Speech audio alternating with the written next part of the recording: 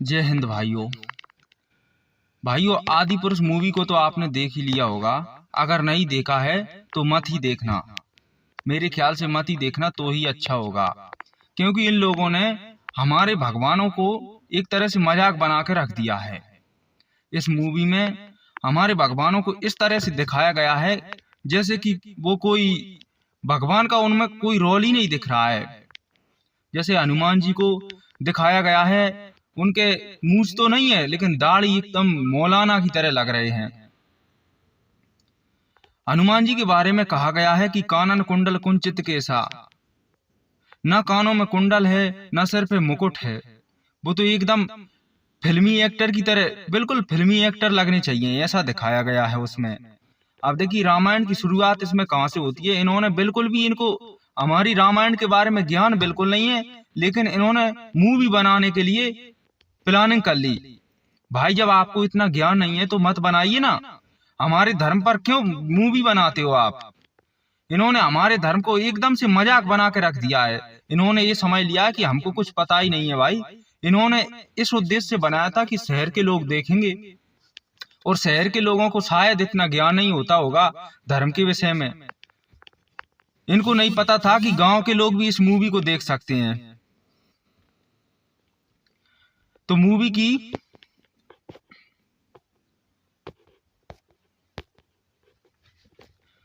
तो फिल्म की स्टार्टिंग कहां से होती है। जब जो रावण था, इन्होंने रावण बनाया था, वो तपस्या करता है भगवान ब्रह्मा जी की। ब्रह्मा जी प्रकट होते हैं तो ब्रह्मा जी इसको क्या वरदान देते हैं। ब्रह्मा जी इसे वरदान देते हैं कि न तू दिन में मरेगा न रात में मरेगा, न तू घर के भीतर मरेगा न घर के बाहर।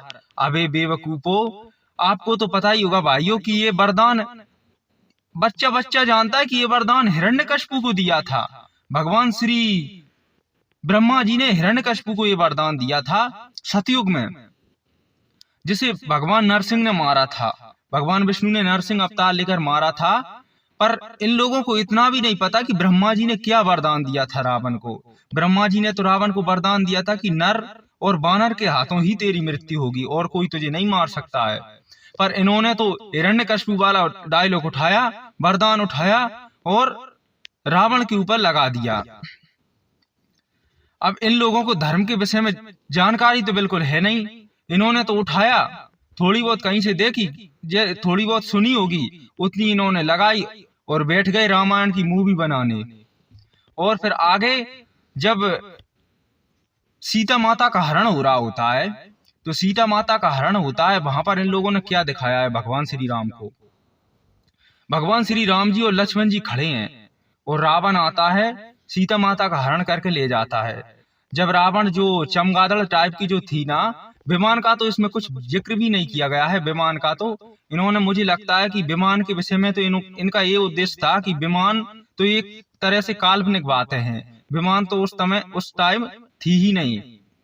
चमगादड़ पर बैठकर रावण आता जाता था और उसी चमगादड़ को इन्होंने विमान का नाम दिया होगा। ऐसा इसने हमारे धर्म को बताया है। आगे इसके बाद रावण हरण करके ले जाता है माता जानकी जी को। तो माता जानकी जी को हरण होता हुआ देख रहे हैं भगवान श्री राम जी और लक्ष्मण जी। उसमें दिखा रहा है, इन्होंने क्या दिखाया कि भगवान राम और लक्ष्मण देख रहे हैं माता सीता जी को, यहाँ हरण हो रहा है सीता का, देख रहे हैं। वो जटायु आता है, बड़ा सा एक पक्षी जो एक चील की भांति दिखता है, वो आता है और रावण के वो विमान इन्होंने जो बनाया है ना चमगादड़ टाइप का, उस पर आकर बचाने के लिए कोशिश करता है, चबाता है। फिर रावण जो है उसको उसके पंख काट देता है, वो गिरता है। भगवान श्री राम जी और लक्ष्मण जी देख रहे हैं कि हाँ ऊपर से आ रहा है, गिर रहा है भाई, हाँ गिर रहा है। इन्होंने भाई एक तरह से तुम दिखाना क्या चाहते हो? क्या इनका उद्देश्य यह था कि हमारे भगवान में शक्ति नहीं है, हमारे भगवान के सामने ही माता जानकी जी का हरण हो गया? अरे भाई पहले हमारे धर्म के विषय में पूरी जानकारी ले लो। भगवान राम जिनके नाम से, नाम मात्र से पत्थर भी तर जाते हैं, इन्होंने भगवान श्री राम का, राम भगवान के बारे में कहीं पर भी श्री राम जी का नाम नहीं लिया है रामायण में। मुझे लगता है कि कहीं पर भगवान श्री राम का नाम नहीं होगा। पूरी रामायण में इन्होंने राघव ही कहा है, राघव नाम से पूरी रामायण निकाल दी है इन्होंने। जब हनुमान जी फिर उसके बाद सीता हरण हो जाता है। उसके बाद हनुमान जी लंका को जाते हैं। जो जामवंत जी थे, इन्हें शक्तियां याद दिलाते हैं इस मूवी में। उसके बाद भगवान श्री हनुमान जी लंका जाते हैं तो क्या कहकर जाते हैं कि राघव जहां विजय वहां।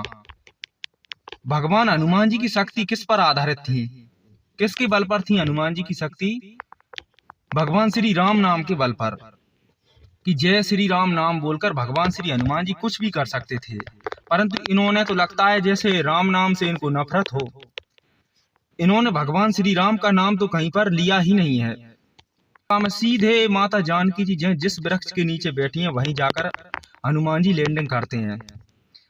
ना ही हनुमान जी को ये दिखाया गया कि विभीषण इनको मिलता है, फिर विभीषण इनसे बातचीत करता है। विभीषण से भगवान श्री हनुमान जी माता जानकी जी के विषय में पूछते हैं तो विभीषण इनको बताता है। परंतु इन्होंने तो डायरेक्ट बताया है कि हनुमान जी डायरेक्ट जो माता जानकी जहां बैठी थी वहां पर पहुंच गया। और जो अशोक वाटिका में वन थे, वो वनों को एकदम प्लास्टर टाइप का दिखाया गया है। इस तरह से रामायण को बनाया गया है। हमारी रामायण को एकदम से मजाक टाइप का दिखाया गया है, कॉमेडी मूवी की तरह बनाया है।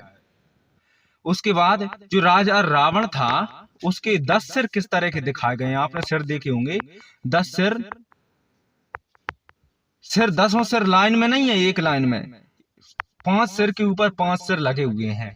भाई क्या ही कहें इस मूवी की। तो भाई इतनी देर हो गई मूवी देखते देखते, लेकिन पूरी मूवी में कहीं भी किसी ने ताली तक नहीं बजाई।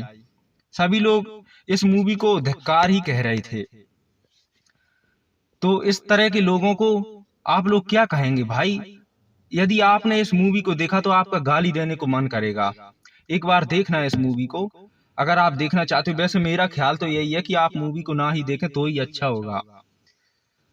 तो मैं आपको यही बताना चाहता हूं कि इस तरह के लोगों का हमें सख्त विरोध करना चाहिए और इनको जवाब देना चाहिए, क्योंकि ऐसे लोग हमारे भगवानों को नीचे दिखाने के लिए इस तरह की मूवी बनाते हैं। अगर ये हमारे भगवान को नीचे नहीं दिखाते तो भगवान राम का बार बार नाम लेते। समुद्र जब रास्ता नहीं देता है भगवान श्री राम को, तो ये लोग इन्होंने क्या कहलवाया है कि भगवान राम कहते हैं समुद्र से कि मैं राघव अपने आप खुद के बारे में अपने वंश का वर्णन करते हैं। इन्होंने बताया कि मैं राघव, ना कि इन्होंने ये दिखाया कि मैं दशरथ पुत्र राम या कुछ दिखाते। इन्होंने तो कहा है मैं राघव। भाई ऐसे कोई कहता है क्या? अपने वंश के बारे में, अपने बारे में कोई अपनी महिमा बताता है क्या? जो भगवान राम के बारे में इन्होंने बताया है। और फिर एक और, जब भगवान श्री हनुमान जी लंका दहन करते हैं, जब हनुमान जी की पूंछ में आग लग रही होती है, तो इन्होंने ये डायलॉग की किस तरह के छापे हैं इनने। भगवान हनुमान जी से कहते हैं, जो मेघनाथ जो है आग लगाता है पूंछ में, तो हनुमान जी से कहता है कि जली ना, जिसकी जली वही जानता है। फिर हनुमान जी कहते हैं कि कपड़ा तेरे बाप का, कि कपड़ा तेरे बाप का, आग तेरे बाप की, और जलेगी भी तेरी ही। भाई इस तरह के छपरी डायलॉग क्या हनुमान जी को शोभा देते हैं? हनुमान जी राम जी के बारे में इस तरह के इन्होंने डायलॉग चिपकाए हैं कि क्या ही कहें। इसलिए ऐसे लोगों का सख्त विरोध करना चाहिए। हमें इस मूवी का सख्त विरोध करना चाहिए, ना कि इस मूवी का सपोर्ट करना चाहिए। क्योंकि इस मूवी का सपोर्ट करेंगे तो आगे भी लोग हमारे भगवानों को इसी तरह से मनमाने ढंग से हमारे शास्त्रों को प्रस्तुत करेंगे। अतः आपसे मेरी गुजारिश है कि इस मूवी का विरोध करें। मिलते हैं अगली वीडियो में। आज के लिए यहीं तक। जय श्री राम।